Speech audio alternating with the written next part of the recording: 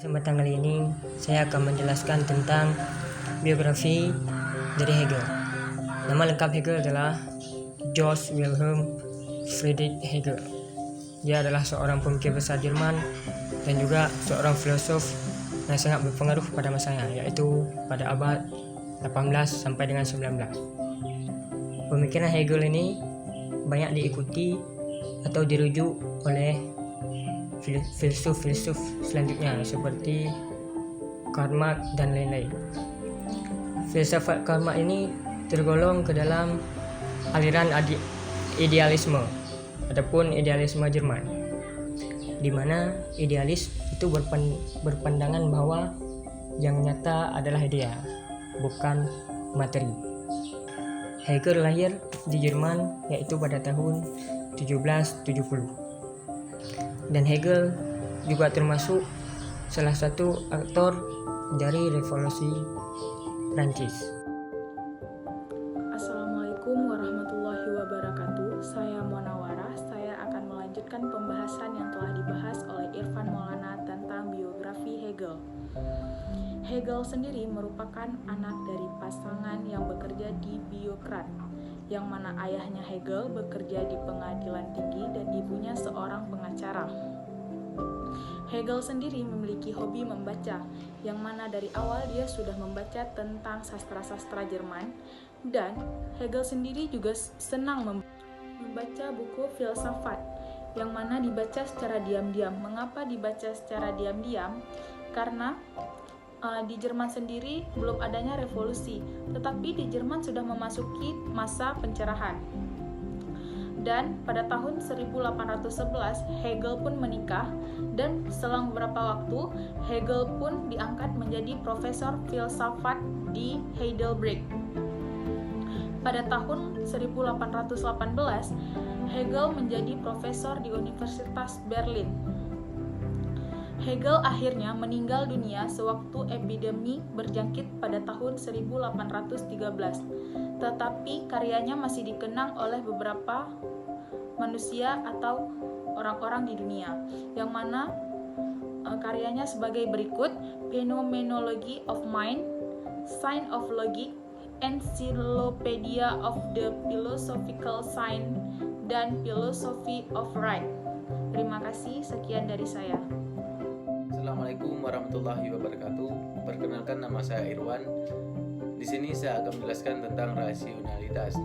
Jadi dalam pemikiran Hegel, rasionalitas ini dapat dikatakan sebagai pemikiran utamanya. Konsep rasionalitas ini nantinya akan muncul dan menjadi inti dalam pemikiran-pemikiran Hegel lainnya. Konsep rasionalitas ini ditawarkan oleh Hegel bukanlah dalam wujud metafisis semata, melainkan konsep rasio ini diturunkan ke dalam 4 konsep, yaitu kebebasan, subjek, pikiran, dan gagasan. Rasio yang diturunkan ke dalam 4 konsep ini menurut Hegel ada dalam setiap diri manusia. Rasio berwujud sebagai pemikiran manusia yang nantinya akan mengerahkan realitas. Eksistensi rasio ini tergantung sekali pada manusianya, apakah nantinya mereka akan merealisasikan pemikiran-pemikirannya atau tidak. Hegel menghubungkan konsep rasionalitasnya dengan pemikiran yang lainnya. Seperti dalam peristiwa revolusi Prancis, filsafat sejarah, serta kebebasan. Dalam kaitan antara rasionalitasnya dengan revolusi Prancis, Hegel melihat bahwa peristiwa revolusi Prancis ada karena permasalahan konstitusi yang berlaku. Hegel mengatakan sebuah peraturan tidak dapat dikatakan sah jika tidak dinilai benar oleh rasio. Konsep kebebasan menurut Hegel merupakan turunan dari konsep rasionalitas ini. Hegel juga berasumsi bahwa manusia ini membutuhkan kebebasan sebab manusia memiliki rasio dan kesadaran. Saya Islam Widi. Filsafat politik Hegel adalah penilaian yang tinggi terhadap negara nasionalisme. Negara adalah pengganti individu atau sebuah kelompok individu yang membentuk kesatuan penting dan mendasar. Tujuan filsafat sejarah Hegel adalah menampakkan keunggulan setiap bangsa dengan jalan dialektika. Negara bagi Hegel adalah sebuah pemandu perkembangan nasionalisme. Negara juga menyerupai perkembangan pemikiran yang menggabungkan antara keluarga dan masyarakat sipil. Dengan demikian, negara merupakan gabungan atau kesatuan dan hakikat keduanya.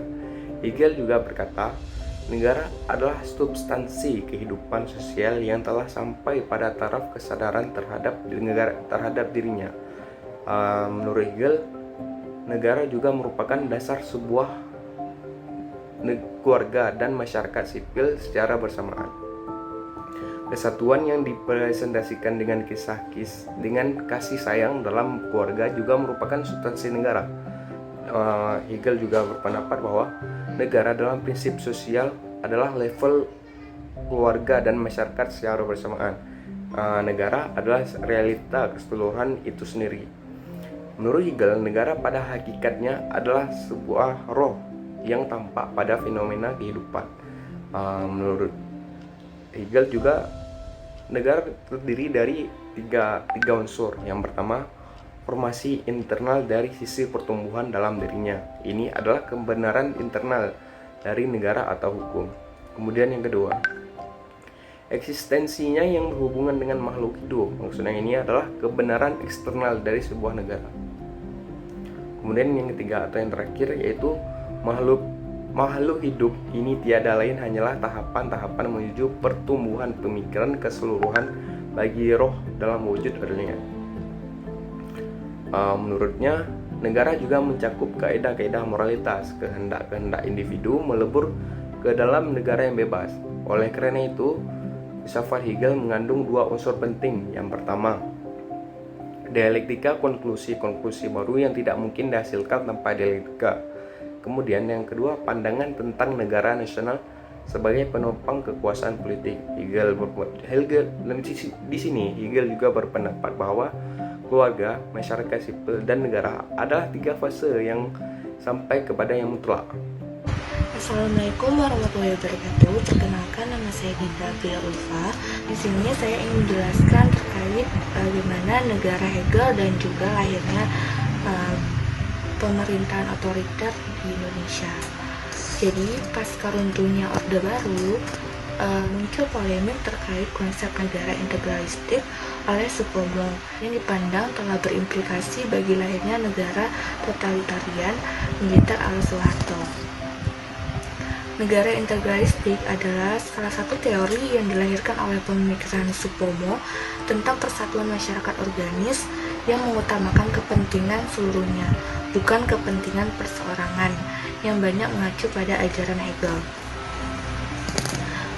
Dalam konsep negara integralistik, negara adalah kesatuan masyarakat yang tersusun secara integral.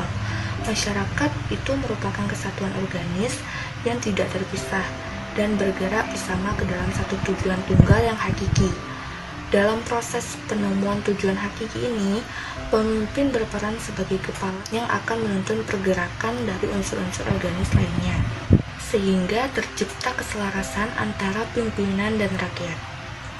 Ancaman terhadap ketidakseimbangan susunan organis harus dituntaskan oleh alat yang diciptakan oleh negara agar tidak menghambat perjalanan suci masyarakat dalam mewujudkan. Assalamualaikum warahmatullahi wabarakatuh. Saya Tasya Dwi Putri Nasution. Saya akan melanjutkan penjelasan dari Dinda Aprilia. Franz Magnus Susiono berpendapat bahwa kekuasaan tanpa batas yang dimiliki negara yaitu penyebab dari krisis multidimensi yang telah dialami oleh negara Indonesia sendiri. Beliau melihat konsep negara integralistik telah diterapkan oleh pemerintahan Orde Baru yang mana telah menutup mata pada demokrasi liberal dengan alasan terlalu mengedepankan individualisme. Adnan Buyung Nasution juga berpendapat bahwa perlu adanya dualisme antara negara dan masyarakat, sebab kalau tidak masyarakat akan cenderung terlalu diatur dan berada di dalam kontrol kekuasaan negara.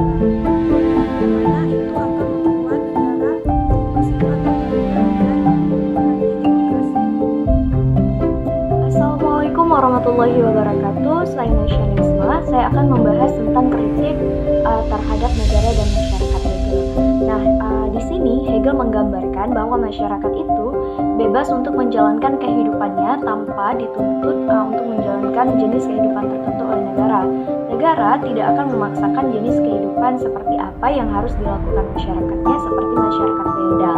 Nah, di sini masyarakat sipil itu diikat oleh hukum. Hukum di sini berfungsi karena kebebasan dimiliki oleh masyarakatnya agar masyarakat tidak melakukan hal-hal yang bersifat irasional seperti itu.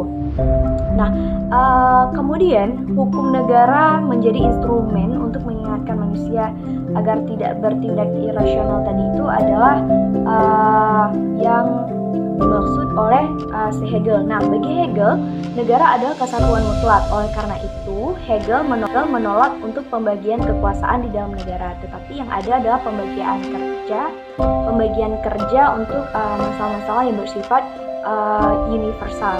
Nah, negara yang digambarkan Hegel itu sebagai konsep ideal yaitu negara kesatuan yang konsepnya itu adalah negara monarki konstitusional yang tersusun dalam legislatif, eksekutif, ataupun raja.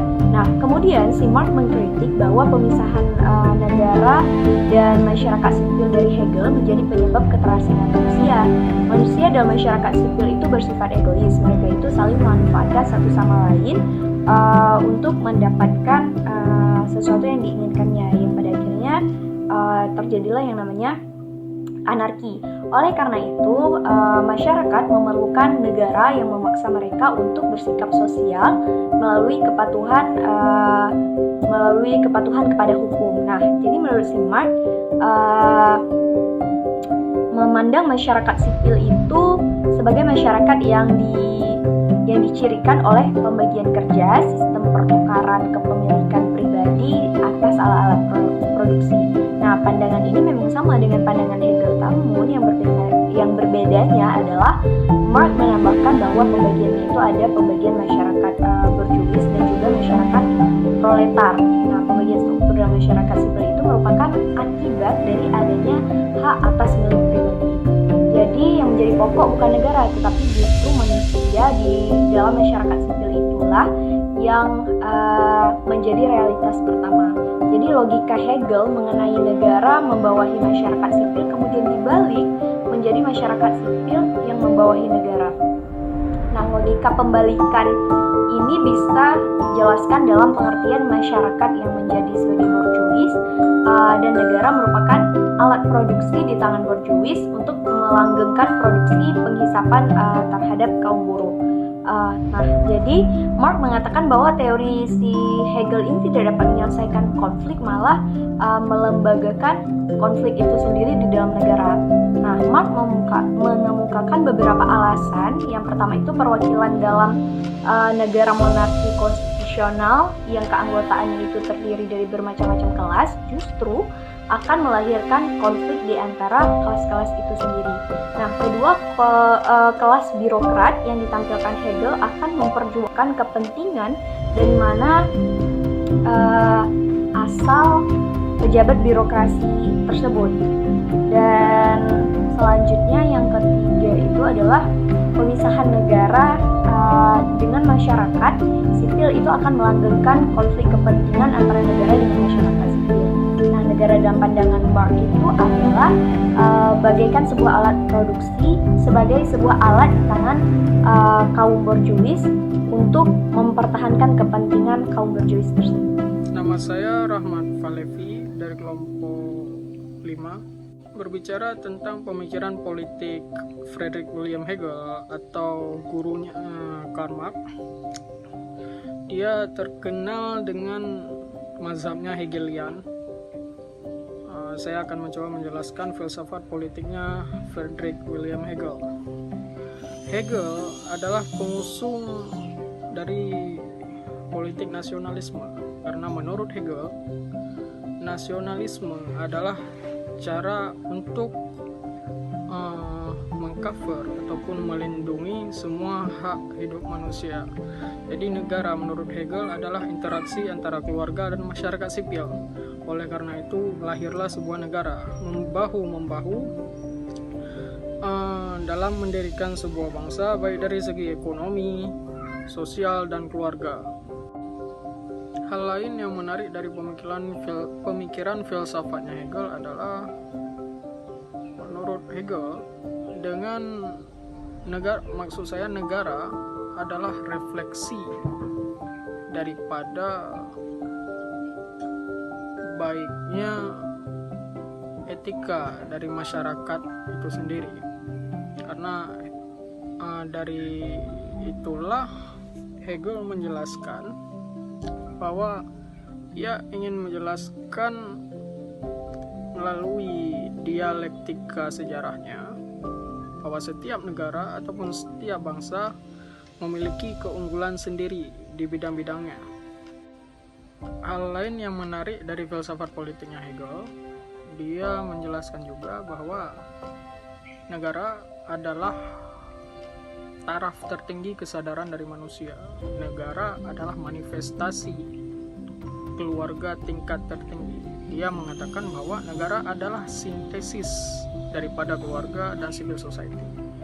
Dan Hegel mengajukan juga pentingnya negara karena dengan adanya negara dapat melindungi manusia dari kriminalitas dan meningkatkan supremasi hukum, serta manusia tidak serta-merta dapat meraih keadilan dengan ekonomi, melainkan perlu adanya kontribusi negara untuk menciptakan balance antara kepentingan manusia dan menjadi naungan bagi seluruh individu.